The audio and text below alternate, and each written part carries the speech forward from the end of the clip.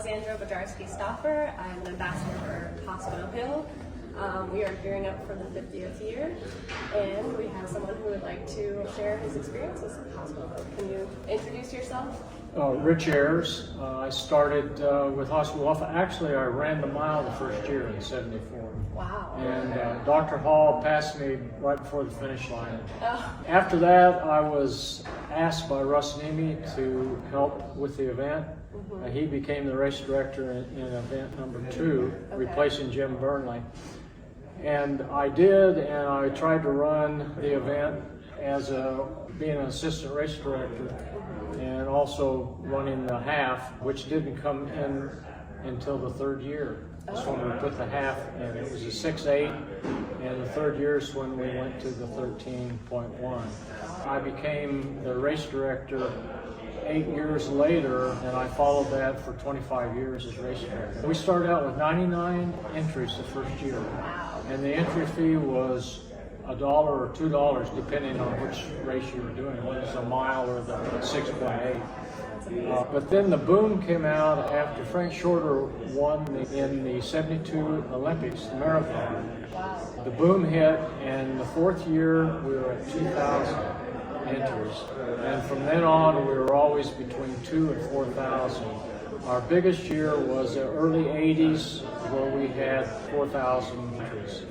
And so, as I've talked to other people that have run the event, it's always stated that it's very hard, it's hilly, and as we called it, the 3H event. It's hills, humidity, and heat. And actually, when the race first started, it was in May, and then it changed later. I think they were wanting after school. A lot of the runners had stayed and doing things in May, so we changed it to June, and it's been the first weekend in June ever since. We had John Garrison that had run every event at Hospital Hill except the first one. So he had run, a year ago, he had run 48 of the 49. Wow. And there's another gal, Moore, Judy Moore, had probably the most as a female, was from her. I remember Frank Shorter, when he came and ran after the event, he said, "Whew, boy, this is a hilly course." So I thought Kansas was going to be flat. Right? Little did he know, but he won it when he was here that year. That's amazing. Yeah. So it progressed, and then it's gone for 50 years, which is a milestone for a half marathon, the only half marathon in Kansas City that's lasted that long. That's amazing. 50 years. Seeing Mark Hurt, local runner, set the record in the 80s.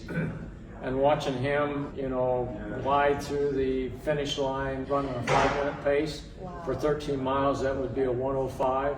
Wow. And, it's just unbelievable when you can see people run that fast for that distance at a 5-minute pace. And so we're very proud to see Mark do that. And Charlie Gray was another good runner that worked out with Mark. And Charlie Gray pushed Frank Shorter around the course when Frank was here in the early '80s, and he made Frank work to win the event.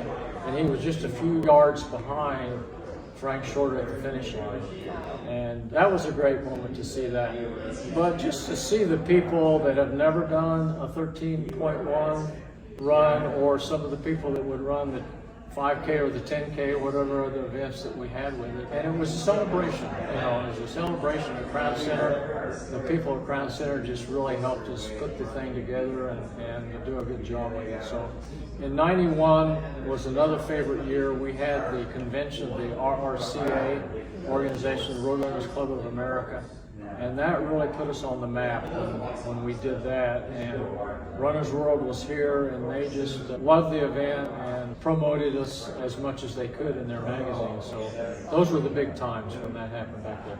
So it was just a really community. The police got behind it and helped, and the community got behind it, and it's really a tradition. So 50 years.